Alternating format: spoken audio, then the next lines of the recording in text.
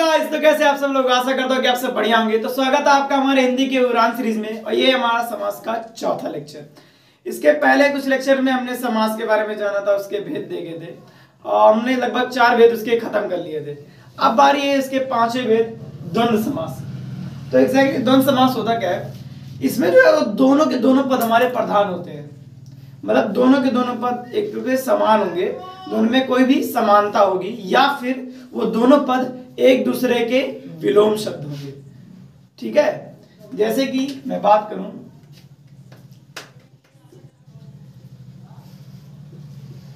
गंगा यमुना, ये जो दो पद हैं, ये दोनों नदियां हैं, दोनों में ये समानता है कि ये दोनों नदियां हैं। ठीक है, और ये हमारे दो पद हैं, इनके बीच में हमेशा ये हमारा जो योजक चिन्ह है ना, ये लगा रहेगा। सबसे बड़ी पहचान होती है द्वंद्व समास की। ठीक है, ये दोनों पद हमारे एक समान है, प्रधान है। और इसका एग्जांपल और होता है, जैसे कि धर्म अधर्म, मतलब कि पहला पद और दूसरे पद में क्या संबंध होगा कि वो एक दूसरे के विलोम होंगे, विलोम होंगे, उल्टा अर्थ रखेंगे। ठीक है, वहां पर आता है। चलिए इसकी डिफिनेशन देख लेते हैं, आइए इसकी परिभाषा देखते हैं। वह समास जिसमें दोनों पद प्रधान हो और दोनों पद में या तो समानता हो या फिर विलोम शब्द होंगे।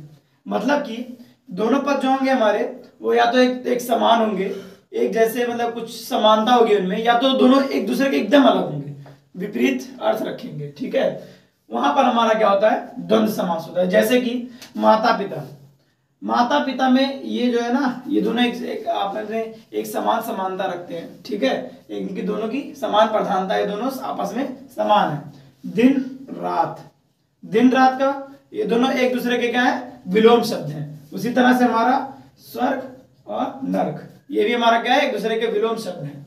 और दाल रोटी, ये दोनों भी आपस में समानता रखते हैं, दोनों खाने वाली चीजें हैं। मतलब कि अगर कोई द्वंद्व समास की डिफिनेशन पूछे तो हम यही कहेंगे कि जो द्वंद्व समास होता है, इसके दोनों पद प्रधान होते हैं और दोनों पदों में या तो समानता होती है या दोनों पद एक दूसरे से बिल्कुल अलग, यानी कि विलोम शब्द रखते हैं। पहचान इसकी क्या है कि जब जो समस्त पद होता है, समस्त पद मतलब सारे समास विग्रह के, जिसका समास विग्रह किया जाता है, मतलब जो दोनों पदों को मिलाकर के जो पद बनता है वही समस्त पद होता है। वो हमारा समस्त पद जो उसमें उसके बीच में योजक चिन्ह का प्रयोग होता है, ये डैश, स्मॉल डैश, इसी को योजक चिन्ह कहते हैं। योजक चिन्ह, योजक चिन्ह होता है। और जब इसका समास विग्रह किया जाता है, इसका जब समास विग्रह करेंगे तो अब माता और पिता, यानी कि इसके बीच में योजक शब्दों का प्रयोग होता है। कुछ वो योजक शब्द है, जैसे कि और, एवं, तथा, ये 3 योजक चिन्हों का प्रयोग होता है। ठीक है, इसके बाद हमारा ये समास खत्म होगा। अब अगले समास की तरफ बढ़ते हैं, जो कि हमारा बहुब्रीहि समास। बहुब्रीहि समास, देखिए आज अभी तक हमने जितने भी समास पढ़े हैं उसमें या तो पहला पद या दूसरा पद या फिर दोनों पद प्रधान में, लेकिन ये एक ऐसा अगलौता समास है जिसमें कोई भी पद प्रधान नहीं होता। इसके जो दोनों पद है ना, वो आपस में मिल करके किसी तीसरे पद की ओर संकेत करेंगे, खुद प्रधानता ना लेकर के किसी अन्य पद को प्रधान बताएंगे। जैसे कि हम एग्जांपल देखते हैं, लंबोदर। लंबोदर का अर्थ होता है लंबा है उधर जिसका, अर्थात गणेश विघ्नहर्ता। लंबा है उधर जिसका, यहां देखिए ये दोनों पद लंबा और उधर, ये दोनों आपस में मिलकर अपनी प्रधानता नहीं दे रहे हैं, जबकि बाल्की ये गणेश की बात कर रहे हैं जो कि एक अन्य पद है, उनकी प्रधानता दे रहे हैं कि उनका उधर जो है वो लंबा है, लंबा है उधर जिसका। ये दोनों अपनी खुद की प्रधानता ना लेकर के किसी अन्य पद की ओर, तीसरे पद की ओर संकेत कर रहे हैं, इसलिए बहुब्रीहि समास है।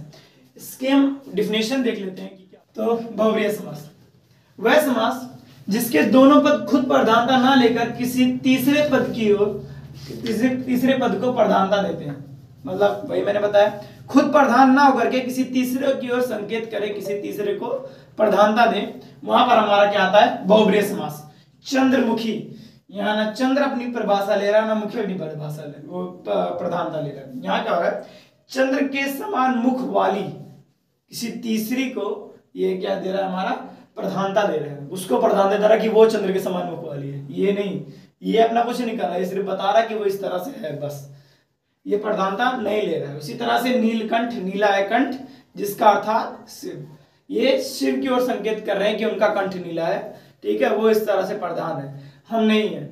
ये दोनों पद आपस में क्या है, प्रधान नहीं है, ये तीसरे पद की ओर संकेत कर रहे हैं। उसी तरह से चक्रधर, चक्र को धारण करने वाला अर्थात विष्णु, यहाँ पर ये विष्णु जी के संकेत कर रहे हैं, ठीक है। मतलब कि जिसमें दोनों पद प्रधान ना होकर के किसी तीसरे पद की ओर संकेत करें, वहीं पर हमारा क्या होता है, बहुब्रीहि समास होता है। बहुब्रीहि समास और कर्मधारय समास में अक्सर करके कंफ्यूजन नहीं होती है।